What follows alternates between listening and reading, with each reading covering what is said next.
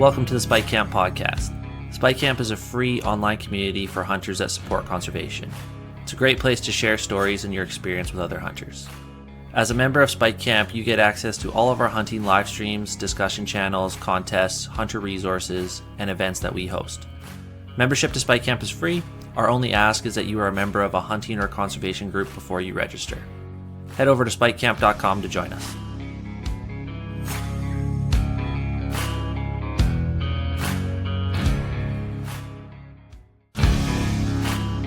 This episode of the Spike Camp podcast is brought to you in part by Alpine Riflecraft.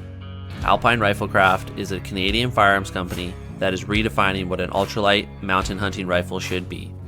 Their flagship product, the Zenith rifle, starts at 4.5 pounds and is the lightest carbon-barreled bolt action on the market today. Alpine Riflecraft rifles are 100% engineered, designed, and manufactured in Canada. To learn more, visit their website at alpineriflecraft.ca. So here we are. It's been a minute since we've done a show, like a long minute. And something that we've learned this year is it's really hard to get guests on from August 1st through till the end of November. And it's equally as difficult to get myself and Blake and guests all on the same page with hunting season. But we're back. Hunting season is kind of winding down now. Mule deer and whitetail, I think, open a couple places right up your way, Andre, right? They're open the 10th, right? Yeah, open the 10th. Tomorrow. I went out today and tracked a buck, but I'm glad I didn't shoot anything because I had to pack it out a long ways. Oh, yeah. Well, you have a day left and then season's over. Lots of snow. Yeah, lots of snow. I could probably get a sled in there. Yeah, there you go. So anyway, we're back. We've got a ton of content lined up for this winter. I have a lot of guests. Actually, most of the guests that I've lined up to talk to are Spike Camp members. And with the contests we've been running and all the stories that have been popping up on the platform, I've been making a list as I go of people that I want to bring on. And a lot of the feedback that we've gotten over the last few months, people listening to the recorded version of our show on the podcast platform saying, we want more stories. When are you going to come back and get more people on? So that's going to be the sort of the theme going through the next few months. We had we had several successful sheep hunters on the platform this year, and many of them were first rams for people. And I thought it would be kind of cool to do a ram down series. We're not going to do it all in a row. I'm going to sprinkle them in off and on. And a lot of people were asking if we could do the story on our sheep hunt, Ed's and mine, from this past year. I think most people know that we had a successful trip and I was able to tag my first zone sheep. So I thought, well, I'm not going to interview myself. And I thought, well, there's a few guys out there, but there's one in particular who I know is very well-spoken dude, good guy, good buddy, and loves sheep hunting like no one else. So I thought my buddy Andre would come on and be the guest host. So it's your show now, man. I'm going to turn the mic over and you can fire away. You sure you guys really want to do this? Because, I could get side railed a bit. But, when I saw that in early August, in that picture of you with that ram down, oh, man, that was exciting. And I look at how much work that you put into Spike Camp and what standards you have set for yourself as far as what sort of the ram you like to get. And the adventure that you and Ed went on, everybody's like anticipating. Like as soon as we saw that happen, this is like the most anticipated event of the hunting season so far, is to hear the story and what happened. There's a lot of great stories that have been out there. I think doing the story of the year, we've sure seen a lot of good things, and some great stories out there. Some horrific stories of some accidents as well. Yeah, exactly. And it brings in the dangers of also hunting in the alpine space, which we all enjoy, and the dangers of doing it solo. And it's so important to have a good hunting partner. What do they say? Finding a good hunting partner is harder than finding a wife. And I know. I think that's somewhat true because I've been married a couple of times, and Mhm.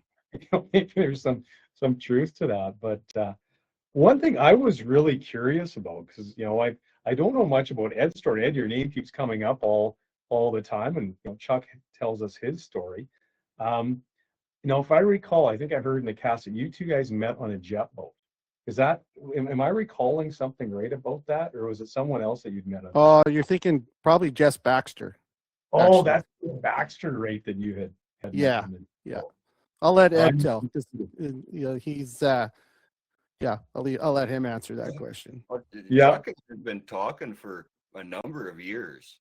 I can't remember, probably 6, 8 years ago. Maybe we were buying and selling of bullets and gun stuff over the hunting forums. Never really knew each other, for the first couple transactions. And then it got to, hey, I remember this guy and been dealing with him again before. And then we just started talking over social media and stuff. And then one day he brought up the idea of Spike Camp, and if I would look at kind of jumping on as an early member just to give it a shot and see what we thought. And since then, we just hit it off, started talking about sheep and mountains and just hunting in general, and then Blake, he's awesome himself. So dealing with Chuck and Blake both, it's just been a great friendship the whole time. And it was when you find the right sheep partner, I think sometimes you can almost instantly tell, Yeah. when you hear a guy talk and hear his story and just kind of what he's about and what he's after. And that's kind of how it was with Chuck, and when he first brought up the idea of sheep hunting together, there wasn't really even much thought that went into it. It was just like, yeah, you bet, let's go, and the area that we went into, Chuck had helped me out with some intel the year prior, which really saved our butts. So when I needed a partner for this year, it was kind of a no-brainer to ask Chuck if he would come along. And Now, was this your guys' first sheep hunt together? yeah. Yeah. Oh, okay. Yeah, and I'll just jump in for a second. So, everybody knows Blake has been on almost all of my sheep hunts. I think he's missed 2 or 3 since I started in this journey. And, he's at that stage in his life where, busy young family, and he's got, work responsibilities and his own business and Spike Camp, and it just goes on. And it's difficult for him to go every year because I don't want to do a short hunt. And that's the other thing, right? When you invest in a sheep hunt, you really got to put 12, from start to finish, no less than 2 weeks on the calendar. Yeah. And he couldn't go this year just from those commitments that I just mentioned. And Ed, and I think we should actually probably talk a little bit about our first date, Ed, last year, our elk hunt up north. We could give the quick and dirty on that. But, again, like you said, Andre, it's tough to find that right person or partners. And Ed and I had this discussion. We were last year, like 2024. I said, hey, we're going elk hunting up north. Why don't you come along? Because I think it's probably a good idea. If we're going to talk about sheep hunting, let's do some hunting together just to get our feet wet and see what the chemistry's like, right? Because you hear these stories of these people where, we actually met some guys on our sheep hunt this year, a colleague or friend of Ed's who did a blind date sheep hunt, and it didn't work out. And so we did an elk hunt up north, and it was kind of lively, wouldn't you say it? Well, I heard about it being a little bit lively, a little bit of gunplay, and some tires need to be fixed.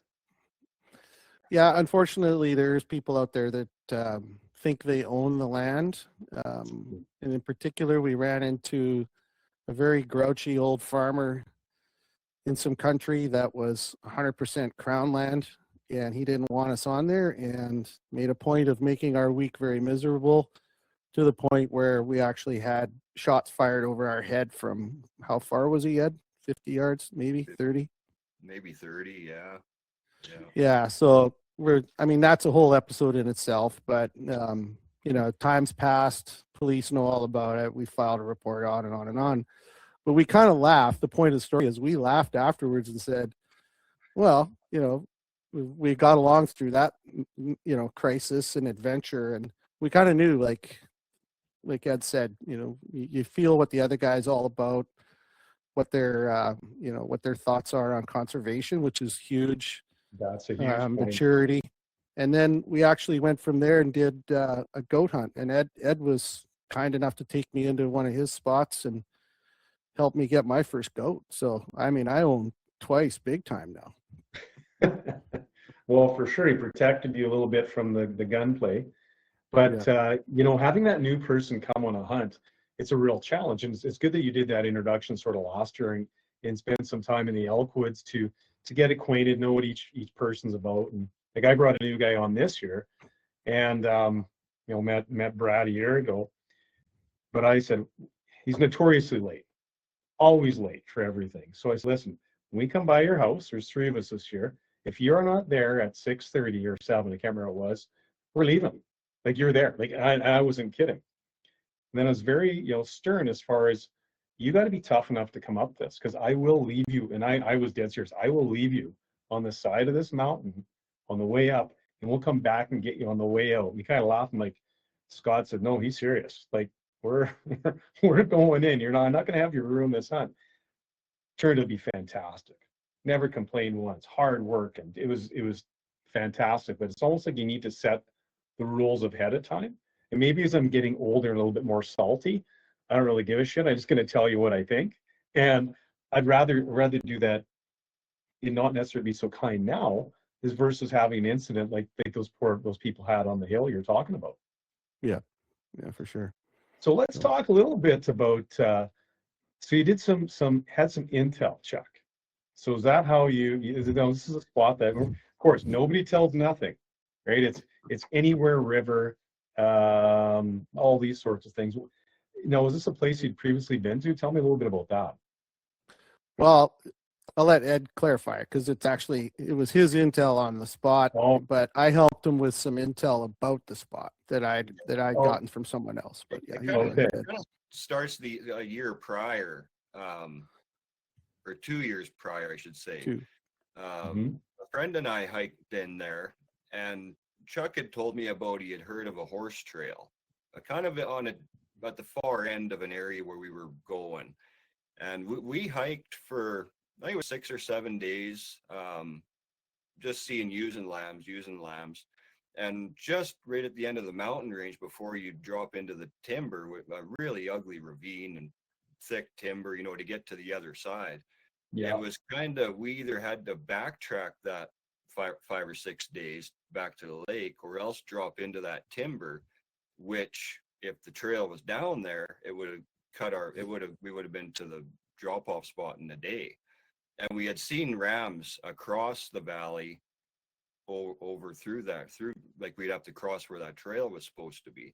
But Chuck wasn't positive that it was there, but he had just heard about it. So it was either we drop into this hellhole of a drainage, and if there wasn't a trail, it was going to be an absolute nightmare.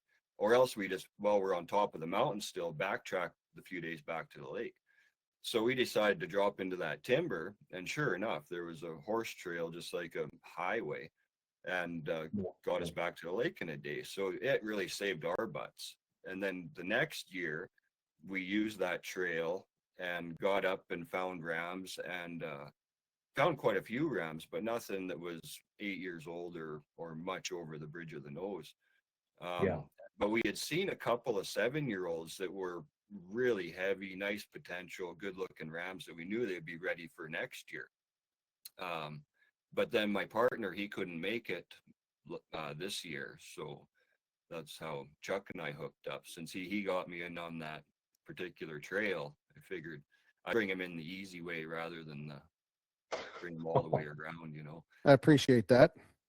The only thing about that trail is it is a bare highway. It's a little bit nerve-wracking. Yeah. And you're running down those trails and you see every tree's got bare fur on it. Oh man, yeah. So just quickly, did you run into any bears while you're up there, or were you unscathed? Seen one. Unscathed, yeah. We got lucky. Yeah. But like Ed said, the trail, like, this is no surprise to any sheep hunter that, has to get to the top of the mountain. You're going to go through some nasty stuff along the way. But I'll say that trail was pretty damn sketchy from the bear perspective a lot. Like there was points in the trail where it's all you could do to not step in bear shit for 50, 100 yards. And every, trees just scraped. Like it was pretty crazy. But only one, we just saw the one bear and that was it. So that's good. That's good. Well, the first year I actually had bells on my bag. Because we're going through, pushing through willows, and I'm like, you know what? I'm putting these damn bells on. I mean, guys were kind of joking about it, because it's just the ones I have for my dog when she's running off in the bush. But I'm like, I'm wearing these things, and if it helps, great, because I just don't want to have that collision course. No. So did you guys know? No, was this was a hike, and you said so it was a fly-in then to a lake, and then out. Yeah. Boy, there's so many lakes that you can access. Yeah. Yeah, the flight in is half of the fun, because you can see a lot of country and look at the map and see which lakes are where. And you go over and you start looking down and going, oh, that'd be a good spot, and there's a good spot, and every mountain you're looking at, you're looking for sheep. But so you got into this spot, you found your trail, and how'd you pick out this drainage? Now, this is the one where you said you saw the rams the year before. Yeah. And you picked out that this was going to be the location for you to go. Yeah, it was just the previous couple of years of hunting it, getting to know the area. The second year is when we really got into the rams, just bypassed the Ewe and Lamb Mountains and straight into the rams. Yeah. And we've seen a lot of rams, but just young, right? So I knew there was a couple of good 7-year-olds. So the following year I had a couple in mind that we were looking for. And even the first few days we were hunting, we were seeing rams, but not the same ones that I had seen the year before. By the end of the trip, we did run into a few of them that we got pictures of the year before, and ones that we had seen the first year as well. Now, were you seeing some like pretty good size, numbers of rams? Like this year, what I found odd is I think I went into a very low density spot, because I was, just seeing a pair, then I'd see a single, another single pair. Like I only saw 7 different rams in that area, and I forget how many days it was. Were any years grouped up, where they kind of spread out a bit? Yeah, they were. There was, I guess there was both scenarios there. We saw more rams than we did lambs and ewes, for sure. Oh, wow. We didn't see massive numbers in total, but we had rams in a couple different pockets. So, the beauty of this was we went into a spot that Ed kind of had a very good plan, very patient plan. And that plan was to go to first campsite X. We'll stay there for 2 days, maybe 3, see what we see, get through some feeding cycles, take inventory on the sheep that are there, make a decision. Then we move to, camp number 2, which he knew where he wanted to go. He knew where the water was. He knew the patterns on the sheep. And then from there, camp number 3. So we basically mapped out, we had kind of planned, well, and this wasn't like regimented 48 hours here. We were just like checking off the spots off the list. And we were seeing rams pretty well every day. A lot of times we see the same ones. We had one group in particular that we patterned pretty much to the letter. We knew where they were bedding, we knew where they were feeding and where they were hanging out during the day, so we kind of kept them in our back pocket. And after, I guess it would have been 6 or 7 days, Ed, then we decided to make the move and check out some new country, right? Yeah, I think it was day 7. Yeah. So you guys went into a new area. So you sort of mapped out this ABC plan, and then you go, okay, we're seeing the same rams, nothing we want, and then you ventured off into a new spot that you'd never been into before. Did you download a map, or like I know I use Onyx, or download a map and have some ideas, or okay, maybe here, maybe there? How did you plan to go to that spot? Yeah, it wasn't very far off of the main trail, like a few hour hike, just up basically a big open basin. a huge basin. It's all open and you can see pretty good. It's just not one that I've ever been to. So it was kind of, yeah, it was just another spot we decided to go and have a look. And we weren't really expecting to see what we saw when we went in there. That's for sure. Yeah. Well, I'm gonna try, and so bear with me, you guys. Ed can tell you what happened. I'm gonna try and share a screen here and put a picture up under my name. Some pictures I'd really like to see. Yeah, you guys, you can fill them in on what happens on the day we move then, because I've told my side of the story, and I don't think I've actually heard yours about it yet, but it's kind of funny actually. But you go ahead. Okay. See here. You don't have your assistant helping you out today? Oh, there we go. Yeah, okay. I don't have my assistant here to help me. I don't know why it's not working. Hang on. Okay, I'm going to back out of here. You guys go ahead, Ed. You keep talking. Yeah, well, I got to figure this out. We had 3 different camp spots we camped at. I think. Yeah. Well, we a big part of the plan was watching feeding cycles, for a day or two. And yeah, not seeing the rams that we were looking for. This other basin, like, it's not very far off the main trail. And so we kind of nonchalantly go hiking up the middle of it, not really paying much attention. And I'm trying to remember here now.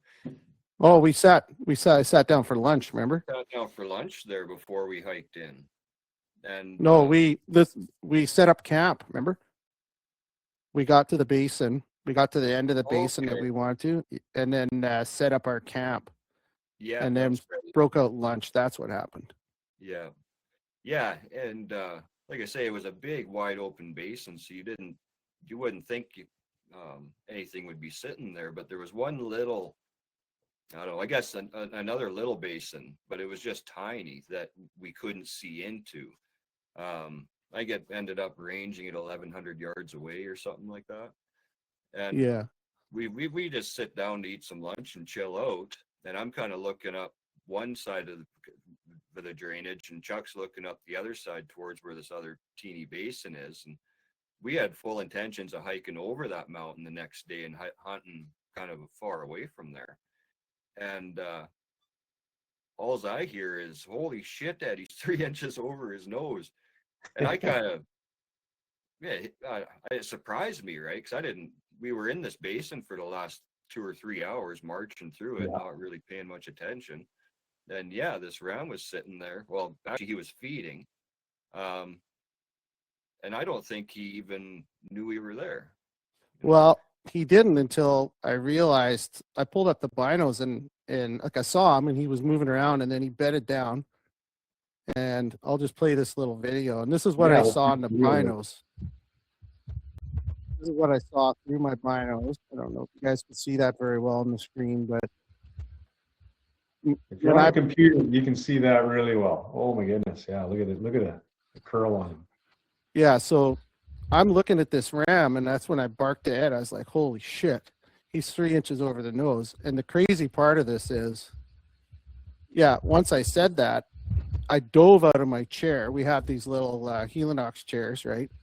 I dove out of my chair, hit the deck like we were getting shot at from an airplane or something.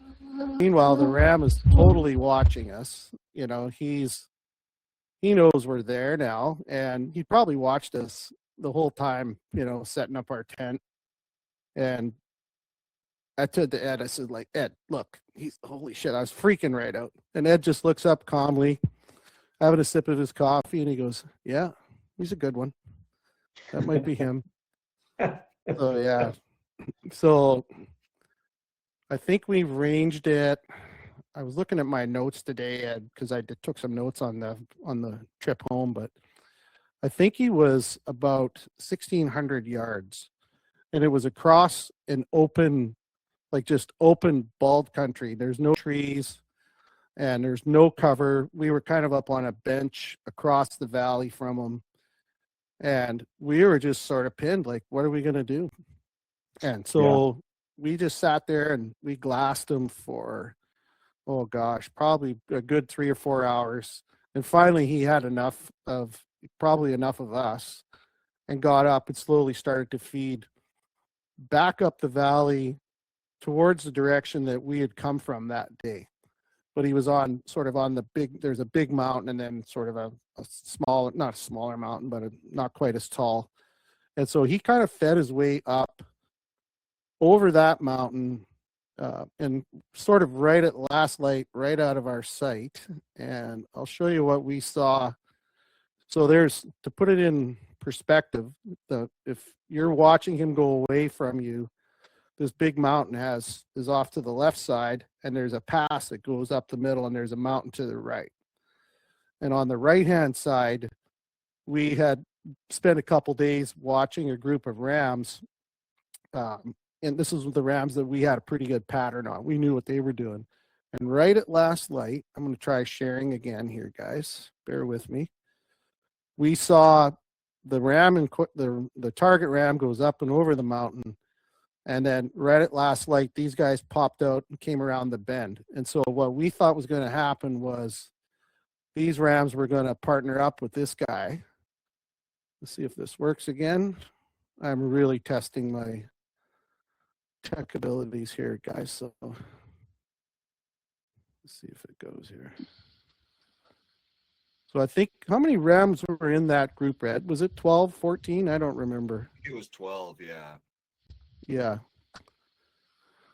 And now you're saying that's about 1,600 yards away? This is a couple K away now, but when we spotted the ram first, he was 1,600 yards away. And by the time he went over the mountain, he was a couple kilometers out of our life. So I've never been through this sheep hunting before where, your target ram or the ram of your life just walks out of your life, right? Like, you got to think, I'm 58. I started sheep hunting at 51, and a couple times I did two trips a year, tons of miles, and turned down those rams that were right there, lots of them. Like, I think I figured 12 to 16 squeaker-ish legal rams, one really legal one that I obsessed over for 3 years, and an outfitter shot him on the 3rd year before I could get to him. So watching that ram walk away from me after watching him at 1,600 yards for 5 hours was a gut punch. You're just... It was a gut punch. And, you want to talk about a partner. So this guy, Ed, just sits there. He's totally calm, and some guys would be equally upset as I was, but I was pretty quiet that night. I just watched him. I was like, well, where's he going to go? The spot that he had gone, when he crested that one little ridge on top of that mountain, he could have gone any direction from there, and it would have taken us, days, if not forever, to find him, depending where he went. So we watched him till dark, watched those other rams, and Ed felt pretty confident that this guy would probably, because he would have seen those rams crossing the pass. What would you say he would have been, 400, 500 yards from him, Ed, maybe? Yeah, it's not very far across there. Yeah. But one of the things that we kind of figured out in this area is it's more of an assessment on our part, and maybe a bit of a guess too, is it felt like there was groups of rams that were, maybe more experienced sheep hunters can speak to this, but it felt like if you were looking at the life of a ram going through high school, so you've got junior high, middle high, senior high, let's just call it that. We felt like for the most of the week, we had been watching, the middle group, right?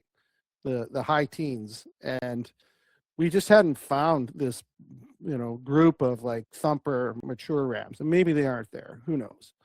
But we kind of felt that, we're just not getting all the story here. There's got to be more rams somewhere. There's a lot of these up and comers and contenders, but we hadn't found the big one until we found this one. And he was 4 or 5K from the other ones. So long story short, we decide. He was all alone though, right? He was all alone. Yeah. He was all alone. So we decide, okay, let's get some sleep. We'll leave our camp here, but we'll get up super early tomorrow and we'll head back up to the country where we came from, where we last saw the ram, where we saw the other band, and we'll see if we can turn them up.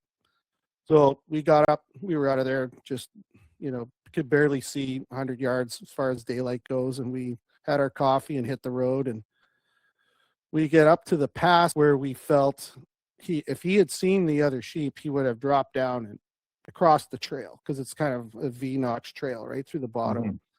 And sure as heck, we get up to the spot where we figure he would have crossed, and there's fresh ram shit all over the trail, like fresh. And we're like, that wasn't there when we walked through there yesterday, and we know we saw every sheep for the rest of the day.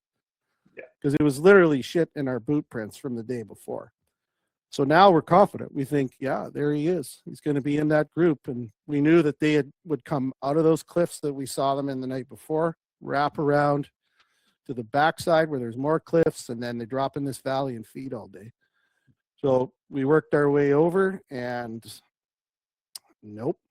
We searched and searched and searched, and yeah. So at this point, I'm band up. You never found the band. Yeah, we found the band. He wasn't with them. No. You know what? I observed that a few times, as well. And this year was interesting. I had more singles this year, like a 6-year-old, a 7-year-old, and they never connected. They just stayed by themselves. I've seen that with bighorns a little bit too, but yeah, this year was kind of interesting. I never seen that as much with the stones, and I've seen it with dolls as well, where there'll be just one ram by himself, and where's the rest? Like you're always expecting that group to be there. So he wasn't there. So now you guys are pulling. Well, if you had hair like me, you wouldn't have to worry about it. So you're pulling your hair out, going where'd this ram go? So what did you decide to do then? Well, in typical Ed Thompson fashion, he says, "Let's sit down and have a coffee." So. Yeah, there's a lot of coffee drink, but it makes for packing a lot of water too. Yeah, you go through the water. So we've then at that point, we still had lots of time in our hunt. So we knew we had probably 4 days or so, maybe a bit more. We both had some flexibility. We could push it if we needed to, but we were sitting there having coffee, and basically we were at the spot that we'd been camping, our last camp spot. So we were sitting down on the hill glassing, and we made a plan. We said, okay, let's work our way back to our new camp. And beyond our new camp, there was still this unbelievable amount of new country that Ed wanted to hit for the last couple of years, and I wanted to get into. And I said, well, let's work our way down. We'll get up on the ridges beyond our camp, and we'll sneak around back towards where we saw this ram, and we'll see if we can find him somewhere. Like, let's just do it. And so we start working our way back through the pass, and then it's about midday now, I think around probably 12 o'clock, something like that.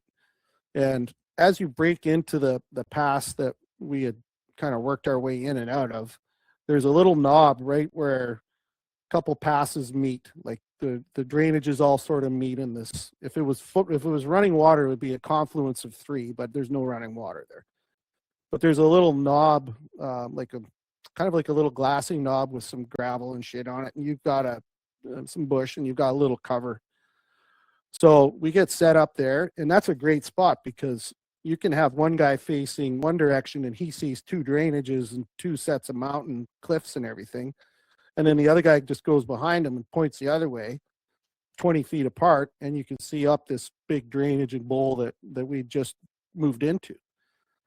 And I mean, realistically, I think it was very close, almost, I wouldn't say 24 hours, but 20 hours from the point where I saw the ram, or we saw the ram the day before, I sit down again with my lunch on my ass on the top of this knob, and I start glassing back down the valley. Of course, I'm looking at the ridges where the ram was yesterday.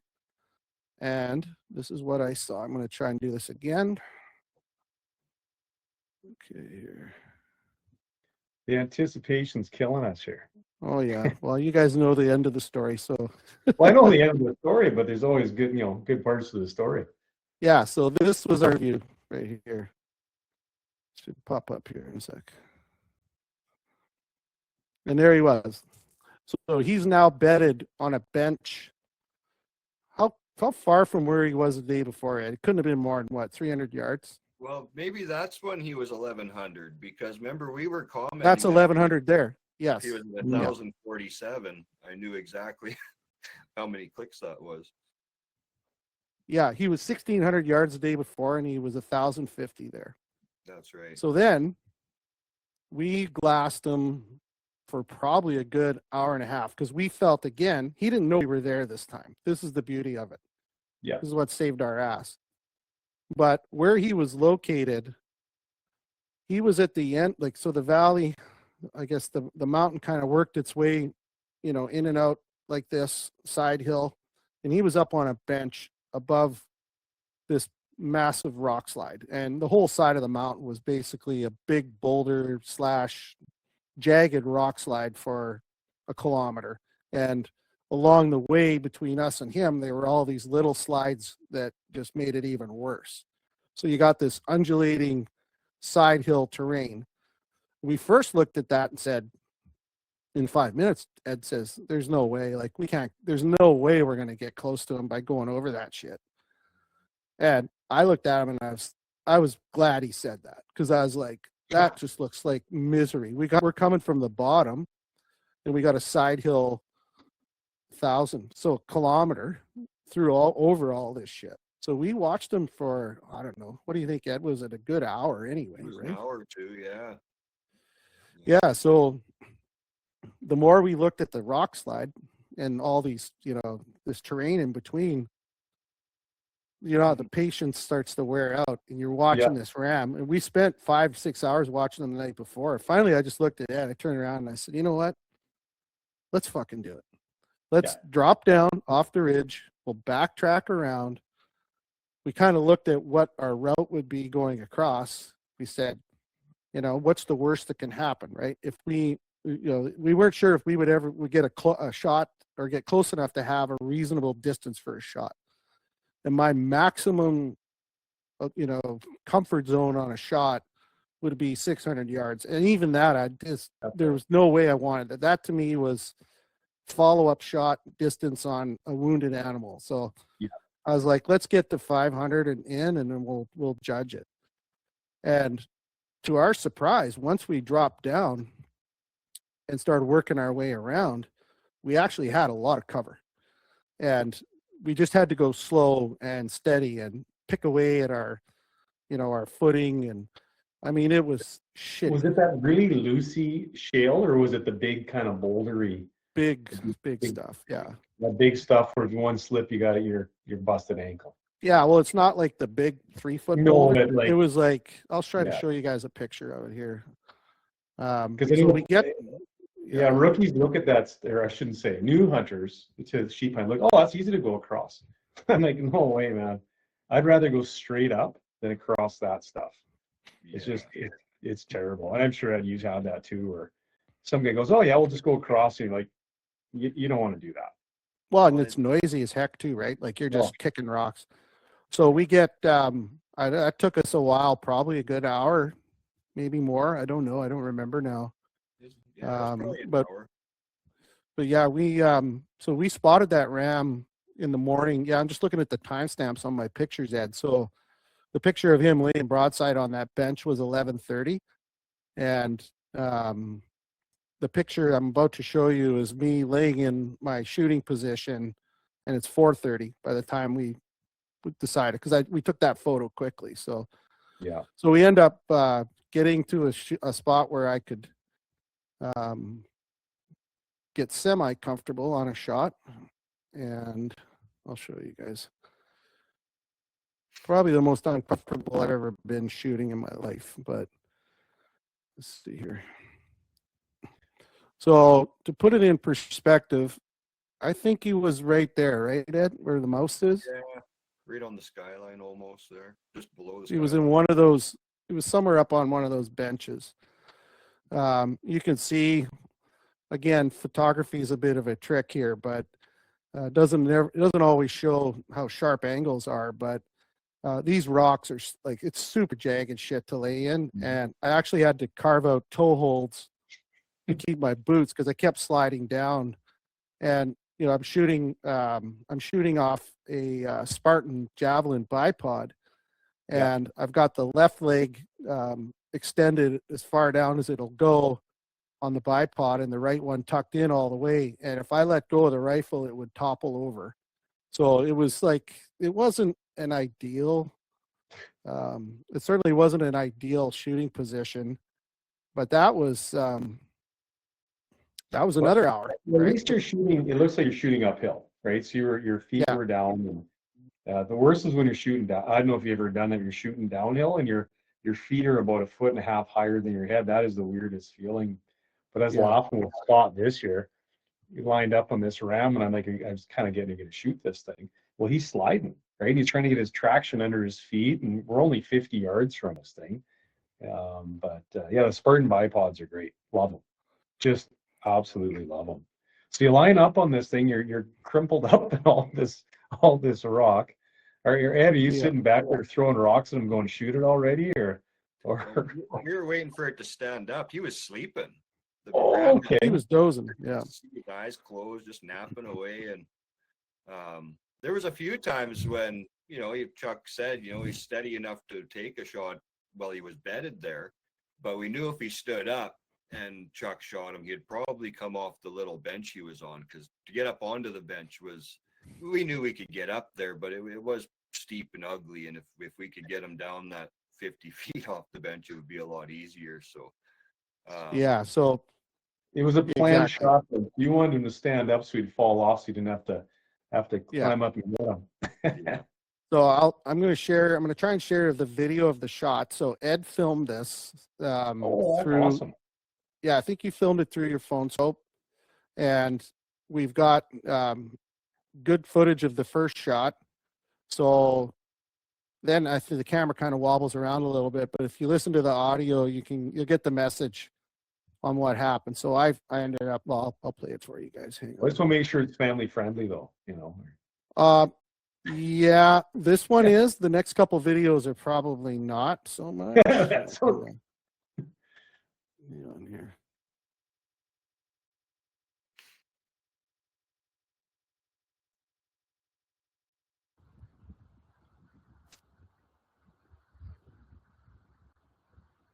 I'll try to speed this up here.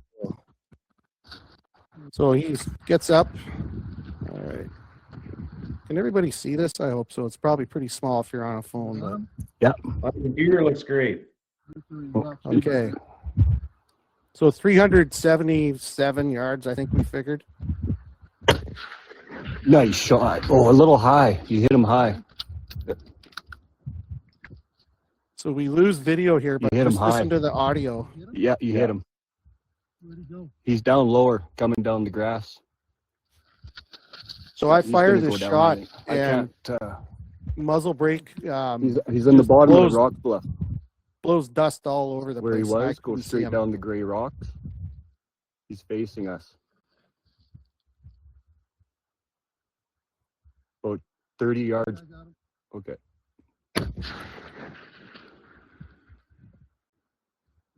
I think so. So every time I shoot, it's just a cloud of smoke or dust because of the muzzle brake. Oh.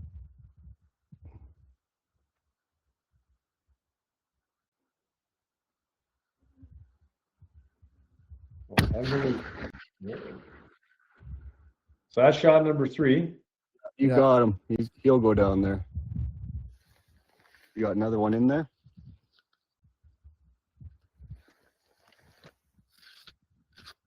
So there's my Velcro sleeve of bullets being opened.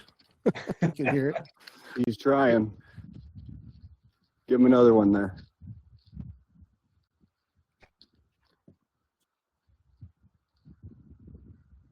I think he's dead. I don't see him now. He's, oh, there he goes. He's tumbling.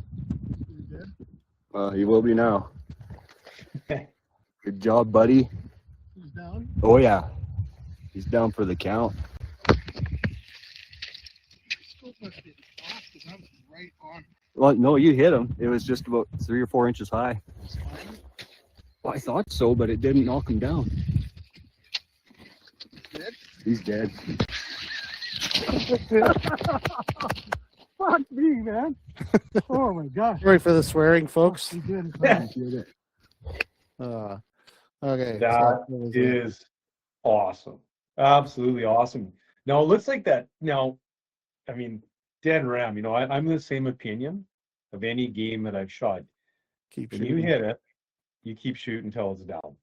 Like, that's kind of what I've always, unless I know, yeah, he's hit hard. There's no way he's wobbling. Yeah, for sure. And that's something else too. I Exactly. mean, that in itself, Andre, is one of the things that Ed and I talked about on our trip up, was like, because some people are like, oh, you know, shoot him, and you know, you don't want to waste the meat, blah blah blah. To me, it's like, no, I want to end the suffering, and right now, because for me, and Ed also shares this, and you'll see this. I've got another video I'll share with you guys, but taking of a life is a big deal for me, and I know it is for Ed, and we talked about this as well. And you know, there's an emotional dump, like it's like, I don't even call it an adrenaline dump. It's an emotion dump when you take an animal, and anyone says they don't get it, they're either a really hard person, or they don't understand it, or they're bullshitting. Because I believe when you take an animal's life, it's a very important thing. You know, you've got to take it seriously. And so I'm just going to scroll through a couple pics here, guys. I'll just do sort of a slideshow to show you what happens here. Okay. So everybody loves the walk up, right? It's always the walk up. Photos are always good. So this is what I saw. It took us, actually, the funny part of this part of the story is we start working our way over. It was a 45-minute journey to get over the next few slides, because you can see these jagged rocks are just shit, right? And people, they just don't estimate. It could be 300 yards away, and it still takes you a half hour to get there. Oh yeah, I was a total idiot. Ed's in front of me, and he's going over each ridge, and I'm like, is he in there? He's like, no, he's got to be in the next one. I'm like, oh fuck, where is he? And Ed's laughing at me. He goes, you shot him like twice, and there was blood everywhere. He is not going anywhere. So then, so we get to the ram. Oh shit, my walk-up video isn't going to work. I'll have to come back to it. Okay, so I'm going to do the walk-up video in a minute when it loads. So can you guys see that? So I'm looking at these holes now. Yeah. That Okay. is So impressive. So was that your first one, the top one there? yeah. So this was shot number 1. This was shot number 2, and then the third shot, I must have sailed it right over his back because he was kind of wobbling. But yeah, I mean, it's pretty gross. I mean, he made quite a mess coming down the hill there. But that's the 284 Winchester, that Alpine Riflecraft Zenith. I practiced with this rifle. I load developed for it. I had, I don't know for sure, but I'm pretty sure I was 250 rounds through this rifle this summer, doing load development and field practice with it. So again, like you probably heard my comment there, I was like, I was holding right on him, but I did hit him high. And I think it was the angle, and of course, you know, just pulling the shot a little bit maybe, but yeah, he was dead on that one. He was just going away. So boy, isn't there something when you walk up on a sheep? Yeah. Oh my gosh. I hope that works, because that is just an absolute awesome feeling. Okay, I'm going to show you guys. I'm going to share with you guys my walk-up video, and for the sheep hunters that are on the show here, you're going to relate when you see the emotion dump here. Yeah. There's a lot going into this. So we got out of the less than one club on just a freaking smoke show of a ram. What do you think, Eddie? Look at that. That's a dream ram. Oh, fuck. He's my dream ram, all right. Way Thank you, over, buddy. way over the bridge. Oh, shit. Wowzers. He took a bit of a tumble from up there. Oh, he was a dead man walking. Yeah, first shot he was done. Look how heavy he is. Thank you, buddy. Thanks for giving your life to fulfill a dream. There's gonna be a lot of memories right here. A lot of miles. A lot of nights thinking about it, too. Tell us about the stock. Oh, shit. Which one? When did you see him first? I saw him yesterday at 1 o'clock in the afternoon. Our camp is right over there, about 1,000 yards. I sat down for lunch in the wide open plain view, and he was up in a bluff watching me. We watched him for, I don't know, 4 or 5 hours. Couldn't cover the distance between us because there's no cover. And then he went up over the top. Eddie and I went out this morning and tried to find him, put at least 10K on walking around. Came back and we broke into the same pass at the other end. And the second time I sat down on my ass in the middle of nowhere, wide open, pulled out my lunch, and he was sitting on a ledge probably 300 yards from where he was last night. We laid there for 2 hours. Then we did a climb out on behind cover. Got to within 370 yards, and then laid there for at least an hour waiting for him to get up, and then bullets started flying. Yeah. And he was up there in those cliffs way up behind me, and he tumbled all the way down. But my first glance at this ram was, wow. As soon as I saw him, I dropped all my shit and just scrambled to hide. But thanks to Eddie, I'm in here, man. Thanks, pal. Yeah, this is a good trip. Awesome. Thank you. No one I'd rather be here with, buddy. I appreciate you. Let's get Appreciate to you, work. brother. Oh my goodness. Look at this old boy. Yeah. He is definitely over. 8 years old. I think so, right? Here's he 9. So that's the bump, right? Yeah, I think so, yeah.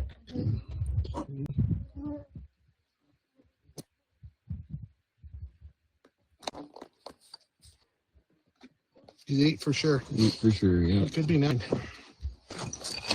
Good job, buddy. Oh, thank you. Good job. Let's get to work. Oh, Wow, Chuck, that's something else. That was a yeah, really I get goosebumps watching it again.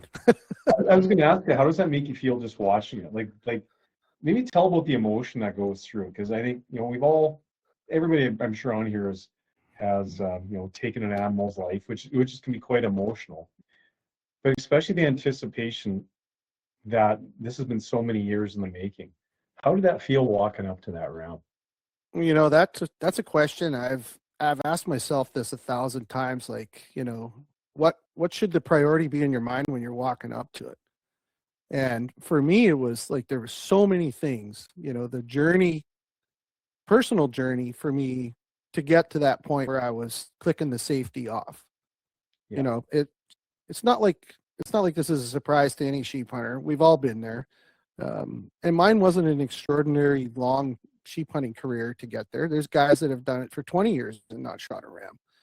But for me, it was like the journey. But more importantly was, stone sheep or sheep in general, or mountain goats, any of those species there, to me, I mean, that's the cream of the crop.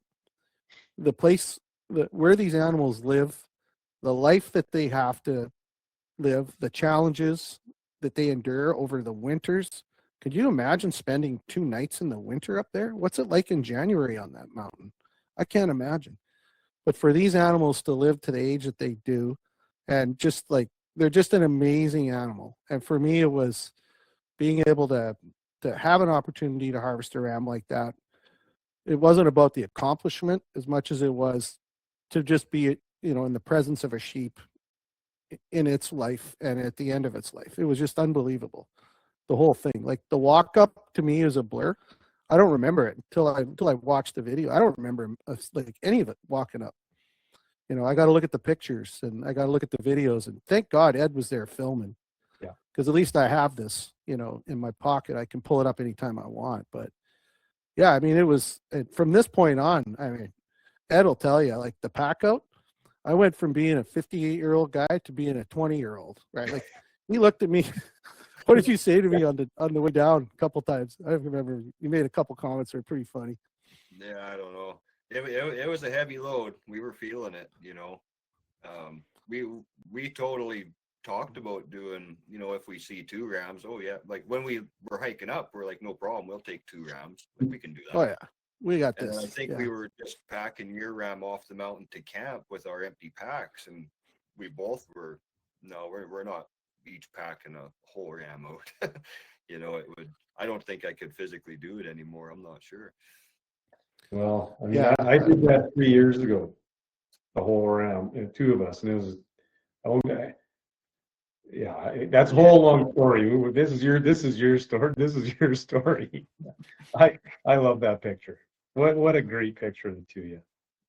Yeah, I mean, we took our time. Like we took our time processing it because we knew our camp was, a kilometer away. So we were like, let's savor in this moment, Plus, it was a freaking pain in the ass to process them right there too. Yeah. So we, it was a fun day for sure. I think it's been a bit of a tradition now with your goat too. We just sat there and had a coffee and talked about everything. And I don't think we didn't pick up a knife for probably 30 minutes. No. Yeah, probably at least that. And then, then we worked our way. We worked our way back to our camp, and it was an interesting evening. We didn't have a fire that night because we didn't have wood for one, and it was pretty late when we got back, and we were like, let's just hit the sack, and we just sort of sat there and had coffee and celebrated a little bit, and then next day we packed down.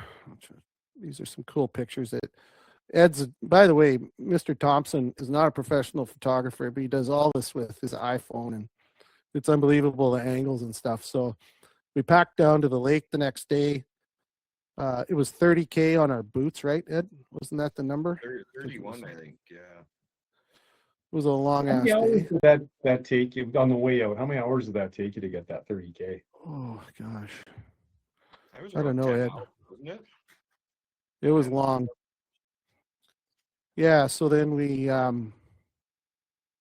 while I was caping out under the stars and the, full moon there, we had some tenderloin. So that's a great picture. That is just an absolutely wonderful picture. Oh, it is the best meal I've ever had. So I was working away on this, and of course I'm going super slow and trying to be as careful as possible with it. And so Ed, fires up the fire, and he gets the tenderloins going, and he would literally just walk over with a stick, and like you see in the picture here, rest it on my shoulder, and then I just turn and pick a piece off, stick it in my mouth. It was like, oh my God. It was phenomenal. Literally the best meal I've ever had right there. So, but well, congratulations, Chuck. I mean, that's fantastic. You know what, to share with Ed, and Ed, you to have the wherewithal and the mindset to make sure you're documenting this. Well, that's when I shot my ram, I did the same thing because I was by myself, and I had planned before. I always said if I ever shot a ram, like I'd like to just videotape it because it may only be one ram, right? I might only ever shoot one. And it's actually, I don't think I've ever shown anybody that video, but it's one that I look back on, and I always thought anybody that for their first ram, they should be videotape it, because you won't regret it. It's just something you can always look back on, and like Chuck said, every single time you watch it, it's going to give you goosebumps. You know, I shot a ram just about 10 years ago now, and if I watch the video, it gives me the shivers. And so yeah, I kind of knew when we were walking up and everything, I knew that I was going to record it, and yeah, I think everybody should do that. Well, now we have the ability to do it with iPhones, and I think when I got my first RAM, well, we didn't have iPhones, so that was a long time ago. Yeah. Yeah. No, for sure. It's come a long ways. So I just want to I just want to talk a little bit about this photograph here. So I'll say this, it's a little sappy, but you know, the friends that Blake and I have made through Spike Camp, the list is long. Like, it's ridiculous how long. I make a point of sending a message to every new member at Spike Camp. It is a cut and paste message, but I make sure I send it personally. It's not an auto send, so everybody knows. When you sign on, I send you that message, and a lot of times the people will reply back thanking, and then it starts a conversation. And more often than not, you know, the conversation will continue. A month later, somebody will reply back to that message, and then we'll pick it up or whatever. And then when we go out to the events like pub nights for different groups, or some of the trade shows, or the Wild Sheep Society show, especially in Penticton, it's a nonstop stream of people coming to talk to us. And, you know, it's a real community, and we've gained a lot of friends. And I didn't know him very well, but a lot of people on this show will remember Shane Pallister.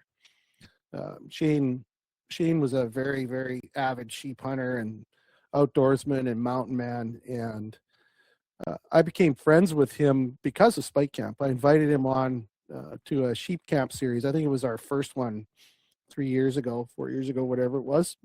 And he was one of those guys that would just, you know, randomly would just text me and just say, "Hey, how's it going, brother? What are you up to? Platform's good. Hope the family's well." You know, never asking for anything, just checking in. And so I communicated with him quite a bit, and really valued, you know, my friendship with him when it came to just talking about life in general and sheep hunting. And as there a lot of people know, most people should know this by now, Shane had a lot of health issues over his entire life, from when he was a young boy right up until he passed last year, or earlier this year, sorry. And he suffered from cancer and some other things that got him, and cancer ended up killing him. But he said something to me when we were planning our sheep hunt. The last conversation I had with him, he said, he's asking me, he says, what do you got planned for a hunt? And I said, well, I'm going with a buddy, and you know, hopefully I can get it done one of these years. And I was kind of like, I wasn't really saying too much. And he goes, you know what, man, this is your year. This is your year. You're going to get it done. And I was like, okay. And then, you know, it wasn't long after that, things went downhill real quick for Shane, and he ended up passing.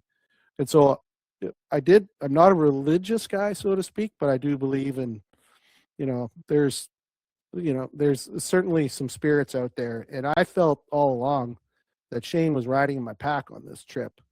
And so I said to Ed at the end of the night, I said, look at this lake and the sky. This is unbelievable. I said, I just got to say goodbye to Shane and thank him for his support. So this is what this photo is all about, is I'm saying goodbye to my buddy here. So.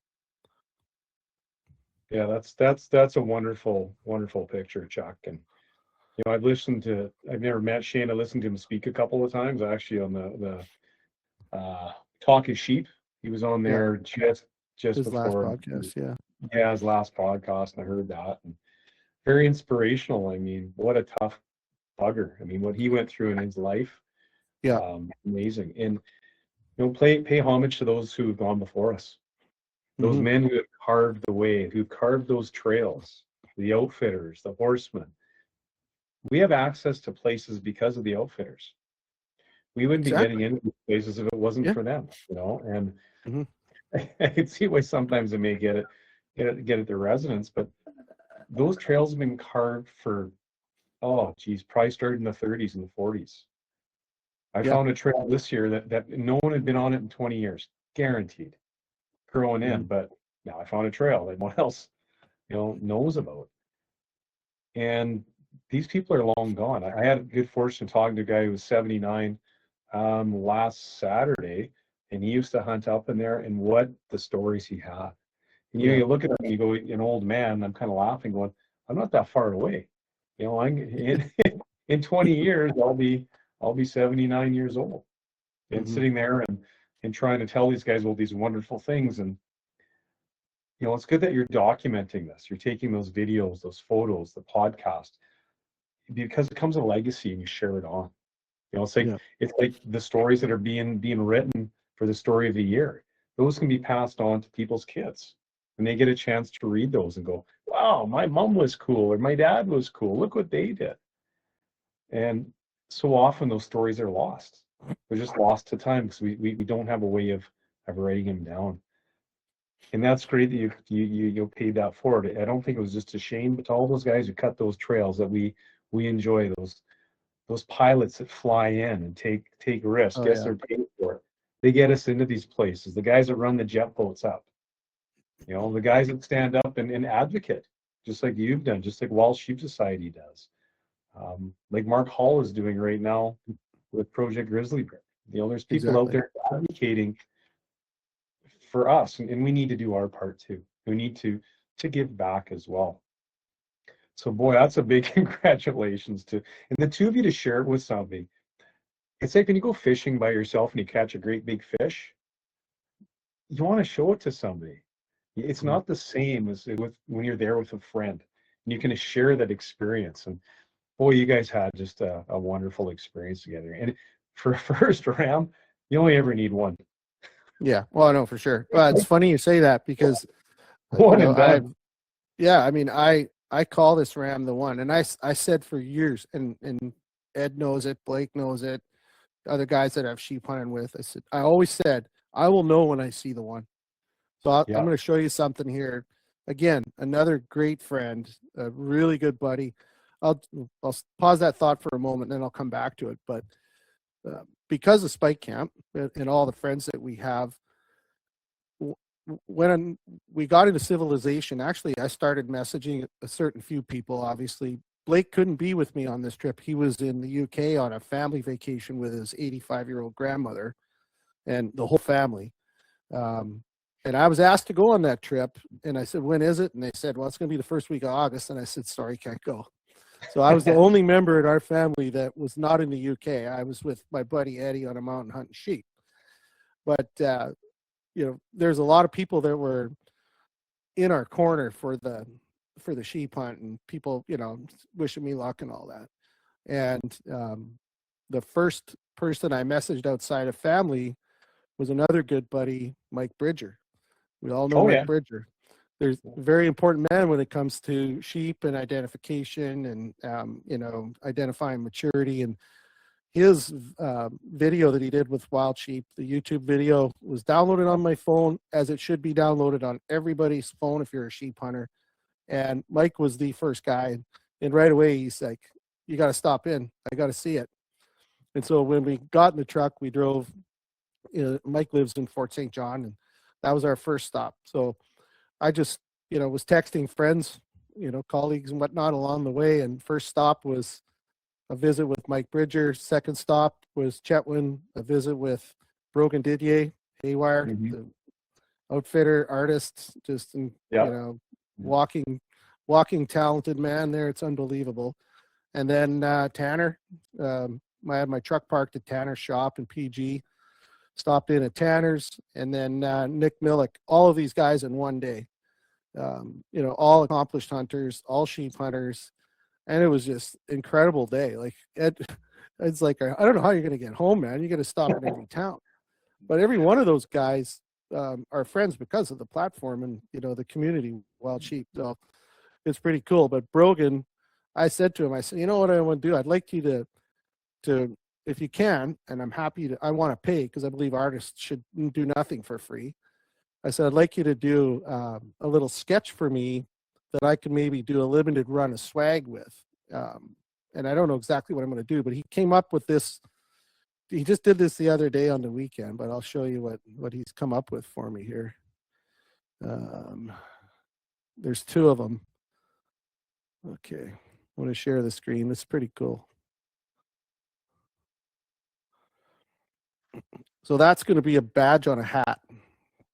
And so I think he did this in a matter of like a half an hour sitting around the breakfast table having a coffee. Isn't that cool? So that's cool.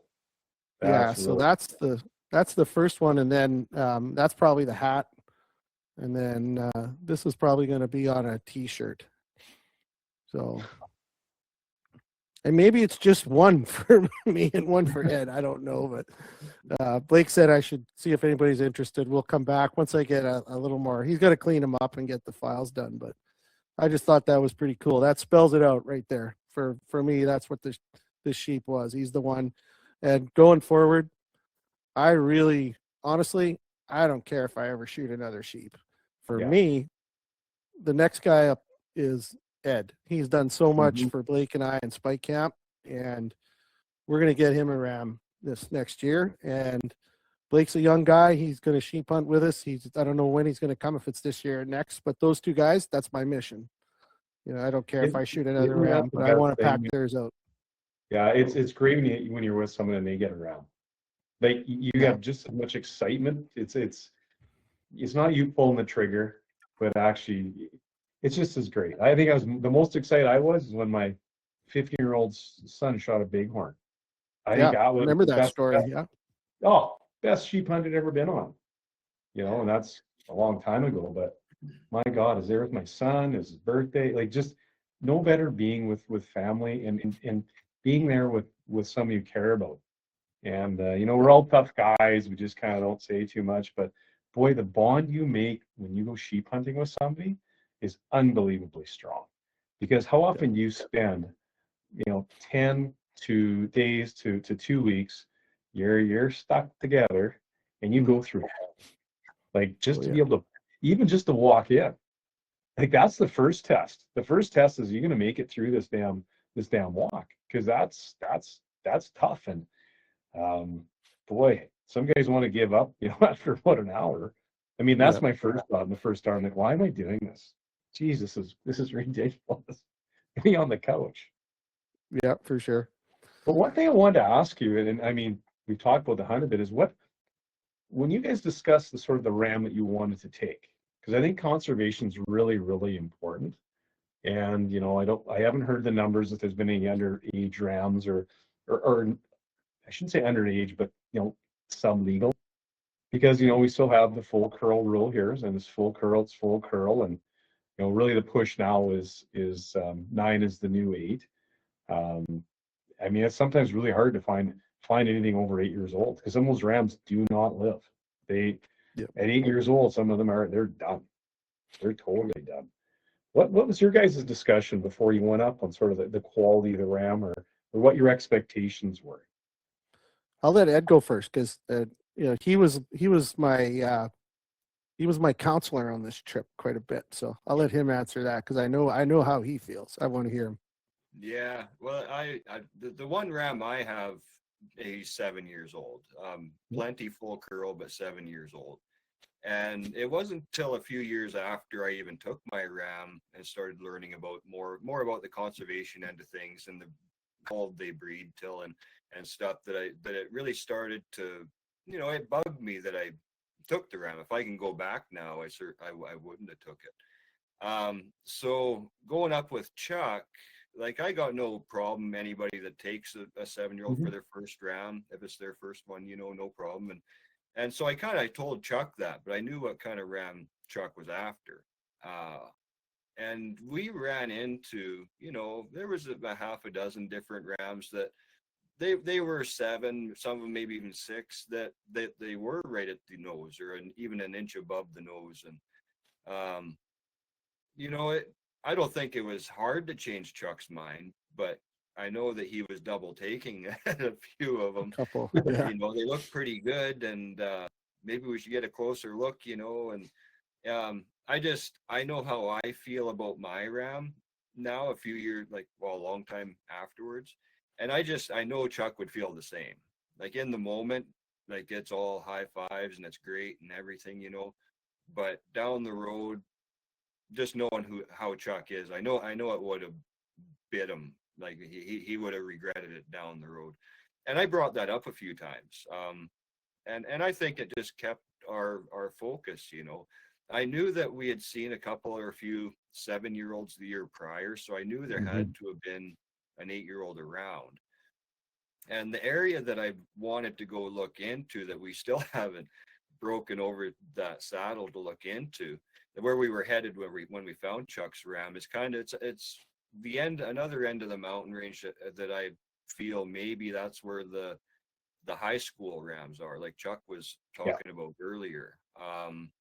Because it seems like there's two different sort of age classes of rams that we were watching, and we knew that there had to be the higher class there somewhere, you know, and we had a pretty good focus though. We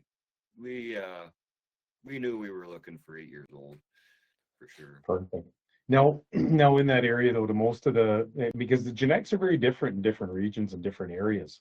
You get little subpopulations, and some just don't break the nose. Like the area I find a lot, to find some that break the nose, you're hunting on age. Like it's age, and that's tough. I don't like it. Like, I guess if you're looking at my right, that's a 10-year-old ram, that one there, and he doesn't break the nose.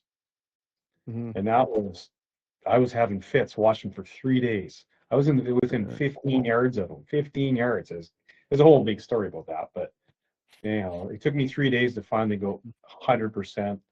He's of age, like just. But in the area, so are you finding a lot of the rams will break curl in that area? Yeah, the curl. Well, last year, so I got pictures of Chuck's ram last year. Pretty tight curl, and I think he was probably above the nose, but not close enough to make a call. But you could clearly see 7 years old on him. So when we seen Chuck's ram, we actually like the lighting plays such a big role in in seeing that annuli, and we were lucky. You know, we were able to pick out that he was definitely 8, and possibly we thought possibly even 9, but we couldn't quite tell. And once we got some video of him, and I could scroll back to last year's pictures, then I picked up which ram it was, and knew that he was 8 years old for sure. And that makes such a big difference when you're making your final stock. Like your gun's ready, you know you're going to shoot, right? You don't have to try making that call at the last second. And it was definitely a big benefit. I mean, you really nailed it. And it's so much about absolute lighting. If the lighting isn't perfect, you get the heat waves too. Like I went, this year was end of August, and it was over 30 degrees. And, you know, rams in these bowls, it's all rock. I don't know why they're in the rock. And just the heat waves at 250 yards, you couldn't count. It's just too wavy. So, but that perfect light, like sometimes almost when it's coming, I can't explain. You gotta almost be there and see when they turn their heads a certain way. It's also 8. Like right now, you just know. And because just the way that the head would be turned is just like you're sitting there trying to count, can't see a thing. And then you get false annuli, and some rings are stacked in so tight. And then all of a sudden, I've seen it where, you know, the 4th to the 5th is like this far apart, like really, really narrow. And then all of a sudden it grows big from 5 to 6. And, you know, the typical story of they should be getting smaller, but it's getting bigger. Like you have to be so careful. So careful. And I really like what we're saying, you know, do the 2 things. Make sure it's above the nose. And if you can count at least 8 and go for 9. That really, I think that was that's kind of how we did it. Is I can't remember which one of us said it, but after we're looking at him the first day for, you know, an hour or so, we were like, yeah, he's 8. He's full curl for sure, and he's 8, but let's just make sure he's mature. Like, let's have a hard look at this ram and make sure he's, you know, is this the ram you want? Is this the one? And I think if you look at it from a hunter's perspective, whether it's a stone sheep or 4-point mule deer, a tripalm moose, whatever it is. As the season goes on, or as your hunt goes on, your emotions start to kind of like snowball, right? Like you went out today on the second last day of the hunt looking for a mule deer. I didn't ask you if you were looking for a 200-inch mule deer or a 4-point. But if I asked you when mule deer season opened, I guarantee you probably said you were looking for a 200-inch mule deer, right? 200-inch mule deer, yeah. Well, maybe, a lot of people get into this, right? Well, yeah, I'm looking for a big deer. And then the last couple days of the season, you end up shooting a 4-point that's a 4-point. Well, that's fine. It's legal. Do it. I think in the case of a ram, patience is the most important thing. And this is what I tell people when they ask me, like, how did you look at so many legal rams? My situation's a little different. I'm probably only ever going to shoot one ram. I'm not 20 years old and I don't have 30 years of sheep hunting in front of me. I got to the game late, but I tried to exercise that balance of patience. And there was points during this hunt where I was like, I might go home without seeing that ram. But boy, it just, patience, I don't think it can be, you can't practice it. You've got to build it. It's just got to come from within, and you just got to grind through. And that's where the partner comes in. Those comments from Ed. Yeah. Like it was funny because we'd spot a ram. We'd look at him and be like, yeah, it looks like his left side's over the nose. Yeah. He's sitting at 1,000 yards, whatever. We watch him, have a coffee. It's silent for 20 minutes. And then Ed would say, what do you think? I'd be, yeah, he's 7. He's like, yeah, I got him at 7. Oh, spotting scopes come off the tripod. Let's go. Like it's the partner. Now, if I was by myself on day number 8, there's one ram in particular that is a 7-year-old that we saw who's just a beauty. He's just like, I don't think he even breaks the nose, but he's just got a nice, like just heavy mass, and he's just a mature ram. He's beautiful. Yeah, I was like, if I could have wished a ram to be 8 and over the nose, I would have wished that one too prior to seeing mine. But yeah, just my advice to all sheep hunters, just pull the patience out when you can and just lean on it. Lean on your partner to help you make that call. So. I think you really said it well, and it's sometimes having the voice of reason. And sometimes it's talking about the whole scenario, not just, there can be so much involved in the sheep hunt, and there's a lot of emotions that go there, and sometimes things change, and like people say, I'm going to hold out for a 10-year-old. Well, if you're holding out for a 10-year-old, you're probably never going to shoot a sheep. Right? But if you see a great big full curl 8, you better be shooting that thing. Yeah. So, and there's so much that goes into it. We're so blessed in BC to have over the counter, and that is amazing. And we do not want to squander that resource. If we go and we're killing young sheep all the time, and I think Ed, you said it right, if it's your first ram and it's a full curl, great. But man, if this is your 4th or 5th or 6th ram you shot, and it's a 7-year-old, like, what are you doing? Like, absolutely, what are you doing? Like, that just exactly. It's funny. Yeah. You don't need to kill a sheep every year. I mean, I know guys who they're great hunters and they're killing sheep almost every year, but the sheep they're killing are damn mature older rams. But I just think we have a very finite resource. But a lot of people really want to have the grip and grin. They want to have that post with their Sitka, Kuyu, whatever gear they've got on. I mean, I know I got a Kuyu shirt on. I bought them on sale. It was a good deal. And they just want to have that sort of shot, and people make comments, and because you get a bit of a adrenaline dump on that too. We sometimes have to check, why are we doing this? Would you do this if nobody saw? Right? What would we do if no one could ever see the sheep? I know I think back when I was started sheep hunting. There was no social media. There was no. We just sheep hunt to go sheep hunting. It wasn't really a big deal because it was a lot of work. We were more interested in hunting deer. It was easier. Well, it's like what Bridger says. His words. Sorry, Andre, but Mike Bridger's words just sit in my head all the time. No one cares if you don't shoot a ram. Nobody. Nobody Right. cares. Nobody cares if you don't shoot one. No big deal. So anyway, sorry to interrupt. No one cares if you shoot one, really, and no one cares if you don't shoot one. Mhm. But I think one thing is when we get into this mountain hunting, it changes us. Different than deer, and I don't want to pick on deer because I love my deer hunting. I hunted whitetails, and I love hunting big whitetail deer, and I like hunting mule deer. But I think there's something about this goat and sheep hunting that is fundamentally different. Yep. You know, I like to ask you kind of a question. You started late at the game. You really started late at the game.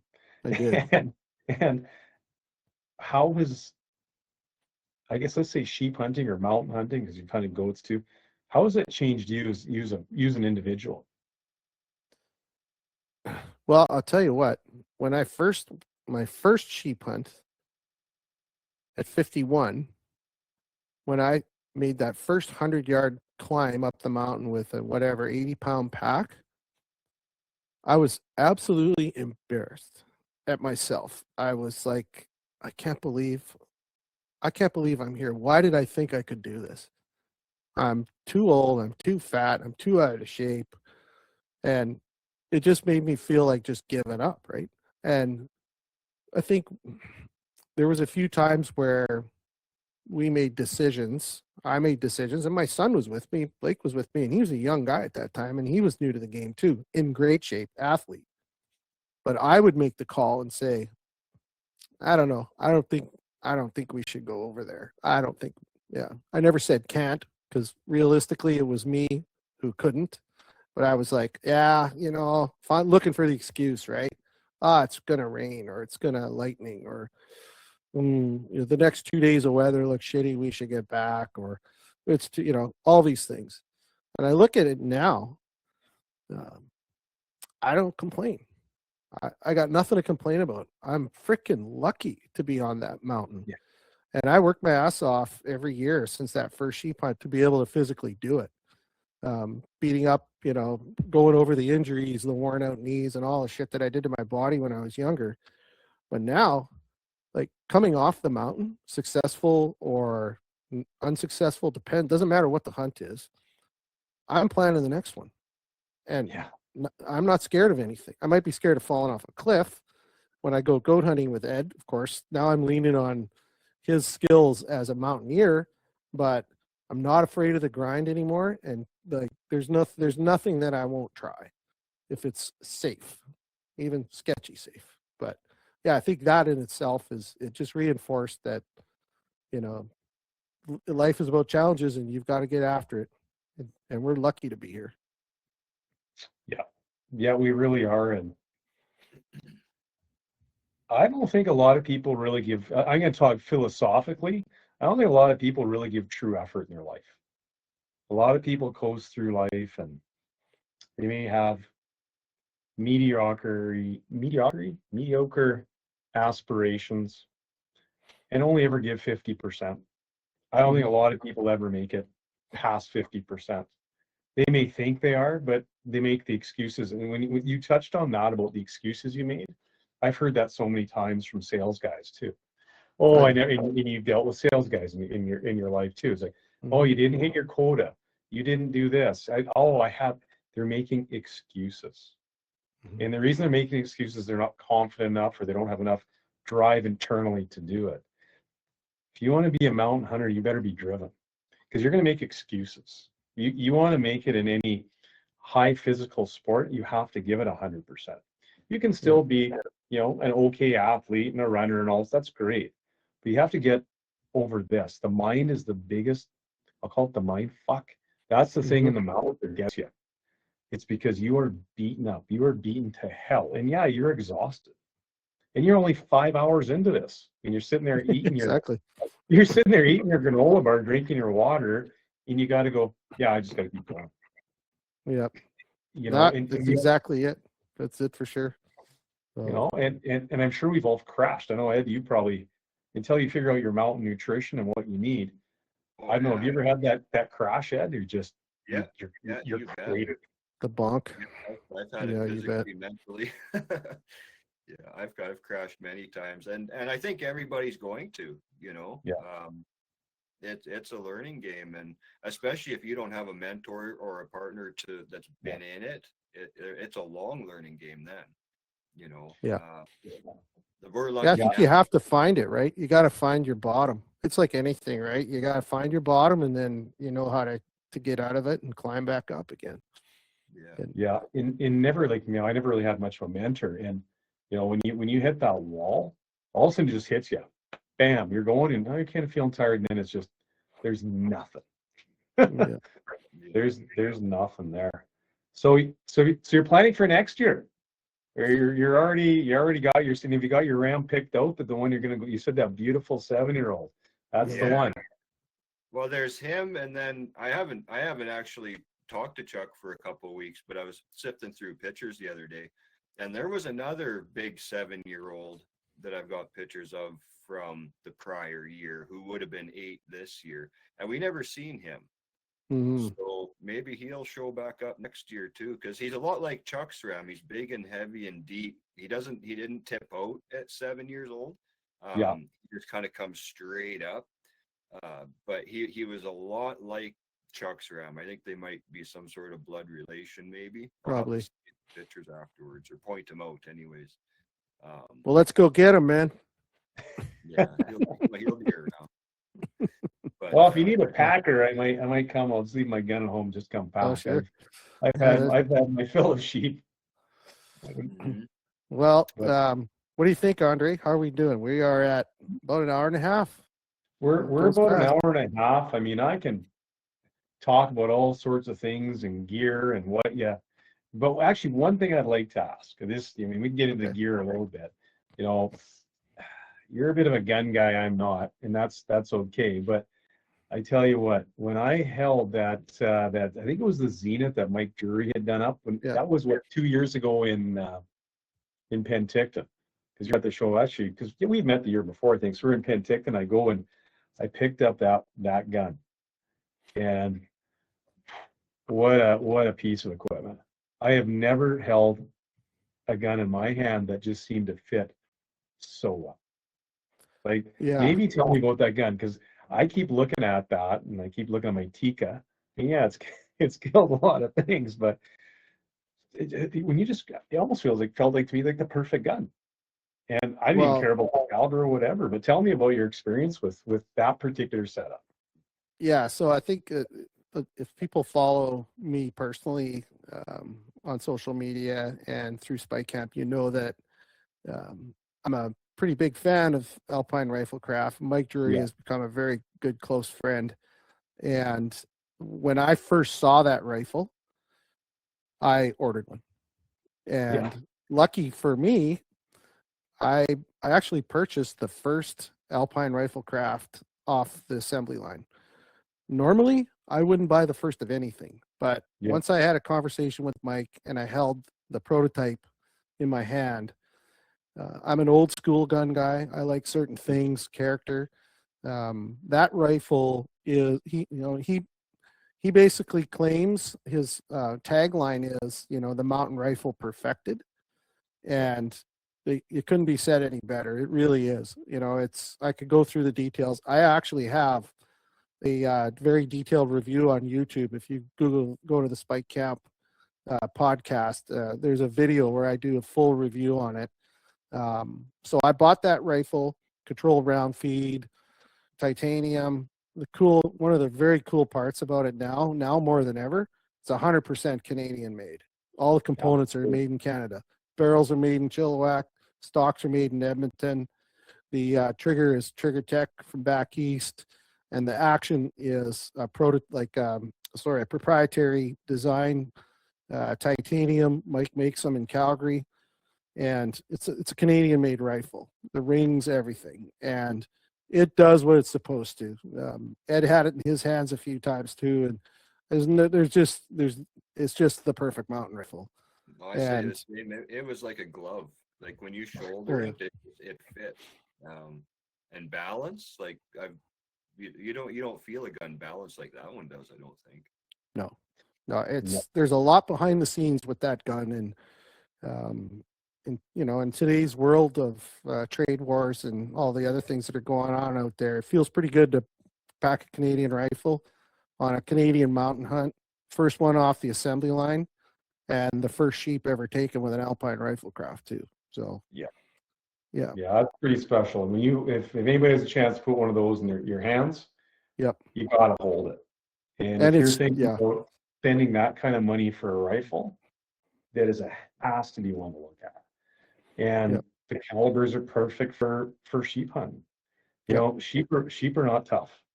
They're wimpy. They're super wimpy. I mean, wow. My son shot with a 243 at 400 yards, way too far. I don't like being that far. Just dumped it. You don't need a big caliber to kill a sheep. You just don't. Or even, with all these different bullets now that you have, the capabilities of these guns are fantastic. They'll take anything you want. And I think yours was the 284, which is a 7 mil. 284. Right? Yeah, 284 Winchester, and it was 160 grain Nosler AccuBond, 2845 feet per second. And I'm a hand loader, so the 284. For those that don't know, I mean, we could go down the rabbit hole, but the 284 is an older cartridge designed primarily for lever action rifles and became sort of a cult favorite for F-class shooters shooting in long actions. And Mike and I went back and forth, and it's a standard bolt face, fits in a 3-inch magazine. You can seat the bullets out. And, if you're like me, I start from the end and work my way backwards. And my goal was I wanted a rifle that I could be deadly out to 500 yards with. And I wanted 1,800 feet per second impact velocity with that bullet. And I think I'm at 19, I can't remember what it is now. At 550 yards, I pulled my chart up, but I think I'm at 1950 feet per second at 600 yards or something. But the proof's in the pudding. You guys saw the photos. It did its damage at 400 yards, right? So beautiful rifle to pack. I had a Swarovski, the new Z3i, 2-10 by 42. It's now, the Swarovscopes now have an option for an MOA turret on them, and it's like, I think 4 rotations. You got 60 or 70 MOA. I got that from Omer at Precision Optics. It's a 16-ounce scope, I think, something like that. I had that thing on my back 45 or 50 days in the field this year. Every time I got back from a hunt, I took that rifle to the range, check zero. And that combination of that scope and rifle never lost zero once at all. And Ed will tell you, I tend to fall on my ass a lot, and I did this year. So, I beat the gun up. Great system, though, for sure. Yeah. Well, the thing with sheep hunting, a lot of people, I've heard they want to get these real long range rifles.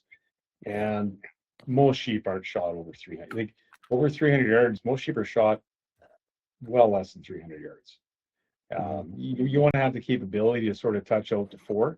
And I think what you were saying earlier was really good. Is you wouldn't want to really shoot anything over 4, but if you had to do a follow-up shot, you had the confidence to do it, right? And that's really important to be able to do that. And that's a great tool, a great company, and I think it's great to be able to support a Canadian company. Is there anything, we can, heck, I could go on forever and talk about gear. And besides what was one piece of gear that may seem insignificant, besides my thing about a Gatorade bottle, but one thing that you think's a real important piece that everybody should have in their pack? Eddie? Well, mine would be, I think everybody packs it anyway, but a rangefinder. I got a second by what Chuck's going to tell you, I think, the same answer, which would be your lightweight chair. But so when I shot, the year I took my RAM, I could have had him opening morning if I would have had my rangefinder with me, but I forgot it in the console of my truck. And I had him a couple times, around 400 yards, but you can't judge that, right? Yeah. And it was day 7 or 8 when I shot my RAM. When I finally got to a spot where I knew was about 300 yards, and at there you got an inch or two of wiggle room, right? If you're off your yardage by a little bit. So that really taught me about rangefinders in the mountains, because trying to call distances in the mountains is, I don't know if you can ever get used to it or not. I certainly can't. And so that's probably one of my main, I would never go without a rangefinder ever again. And even if you have two guys, like I have two of them, because mine actually died on this trip. I was trying to range Chuck's Ram just to double check, and that's when I realized my battery was dead. Mm-hmm. Yeah, for sure. Rangefinder, super important. I mean, even at like 370 yards, it was very difficult just to figure out. Like if somebody said, how far is he? I mean, I don't know. But yeah, I think Ed answered it.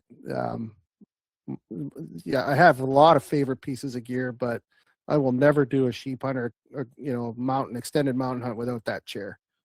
I will not do it again. Is that one? Helinox, the 1-0, chair 0 is the one I have. Ed has a similar one, and they're unbelievable. They're fantastic for the 1 pound. It's great. One thing is they do sink in the ground a little bit, so you got to make sure you find rocks to put them on. Rocks and stuff, but they're great. And Luco tape. Don't forget Luco tape. I don't care how good your boots are, your feet are going to get beat up at some point. At some point, yeah. So, but yeah, no, that's that's the story, folks. So great story. I guess we should wind her down. Yeah. We could go on forever, but I think, you know what? This is lots of times you can talk about gear and this and what we use, and I want this to be about your experience on your Ram and what emotions you had, and Ed, for you to be there and to take that video, which you probably don't remember. You got to watch the video to remember it, and to see the emotion, and even the emotion you were telling it, you could just see it. It's just you're just reliving it. And I really appreciate you sharing that story with us. Yeah, no, thank you very much. And, I've thanked Ed 100 times, and I can't wait to flip the script and be the one holding the camera and, spotting his shot. So we'll get that done next year. And Andre, man, thanks. You got the natural talent for the podcast host here. So I might take advantage of your offer to help out, because it's a pretty busy operation when you're trying to do this by yourself. Well, you know what I always say, it's always fun having a wingman, right? And for sure. And you can play off each other, and it's great that we had lots of participants tonight, and people are going to listen to this. That was awesome. If you download it, and I think it was really good to share that story. And yeah, I had a great time doing it, and we can sit and tell stories. I almost think it's fun, like being around campfire, just as talking. Yeah, it is, for sure. Right? And isn't that the best?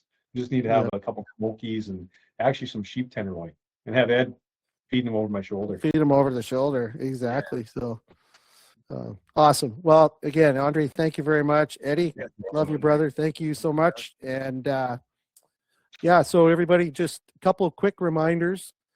There's still time to submit a picture for our Buck Down picture contest on that thread. As long as deer season's open, I'll keep that contest running. And then the big one, the big contest, you got to get in on this. Doesn't cost you to enter. You just got, if you have a story you want to share about the 2025 hunting season, go to the 2025 hunting story of the year space on the platform, submit your story. We're going to run it through the end of December, and then I'm going to enlist some help from folks that don't have a story posted, friends, family, and we're going to take some time and vote on the story. And the lucky winner, thanks to my buddy Omer and Jackson, Precision Optics, we've got a Fierce Carbon Rogue in 7 backcountry with a Burris Veracity scope on top. And our good friend Brecken Satchwell, who's a gun writer, has done an amazing story and review on that on the platform. Make sure you check it out. But this is a very, very cool system. And like I said, share your experience for a chance to win. So lots of good stuff coming in the new year. I'm going to try and get one more show in before the holidays are on here. So thanks everybody for tuning in tonight, and be safe. Thank you. Cheers, everybody. Cheers.